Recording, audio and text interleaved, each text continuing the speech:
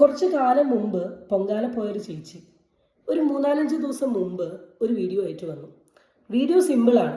ഒരു skin care സെൻറ്ററിൽ treatment എടുക്കാൻ പോയി, ട്രീറ്റ്മെൻറ്റ് പ്രോപ്പറായി നടന്നില്ല, നല്ല പേയ്മെൻറ്റ് വാങ്ങി എന്നൊക്കെ പറഞ്ഞാൽ വന്നത്. വീഡിയോ കണ്ടപ്പോൾ തന്നെ മനസ്സിൽ കൂടെ 2 ഡൗട്ട് പോയി. കൊല്ലത്തുള്ള ചേച്ചി തിരുവനന്തപുരം പോയി ട്രീറ്റ്മെൻറ്റ് എടുക്കണമെങ്കിൽ ഒന്നെങ്കിൽ ഹോസ്പിറ്റലിൽ പ്രത്യേകത ഉണ്ടാവും, അല്ലെങ്കിൽ വിളിച്ച് അന്വേഷിച്ചിട്ടായിരിക്കും. അവിടെ തന്നെ ഒന്ന് നൈസായിട്ട് പാളിയിട്ടുണ്ട്. അത് കഴിഞ്ഞ് അതിൽ കണ്ടൊരു സാധനമാണ് ട്രീറ്റ്മെൻറ്റിൻ്റെ ബില്ലും പിന്നെ കേസ് ഹിസ്റ്ററിയും തന്നില്ല എന്നുള്ളത്. അപ്പോൾ തന്നെ എനിക്ക് ഡൗട്ട് വന്നു, നമ്മൾ എന്തെങ്കിലും ഒരു സാധനം വാങ്ങിയിട്ടുണ്ടെങ്കിൽ അടച്ചിട്ടുണ്ടെങ്കിൽ അപ്പോൾ ബില്ല് കിട്ടില്ലേ? അങ്ങനെ ബില്ല് കിട്ടിയിട്ടുണ്ടെങ്കിൽ പിന്നെ ആ ബില്ല് അവിടെ പോയി, പിന്നെ എന്തിനാണ് ഒരു ബില്ലും കേസ് ഹിസ്റ്ററിയും തരാണ്ടിരിക്കുന്നത്?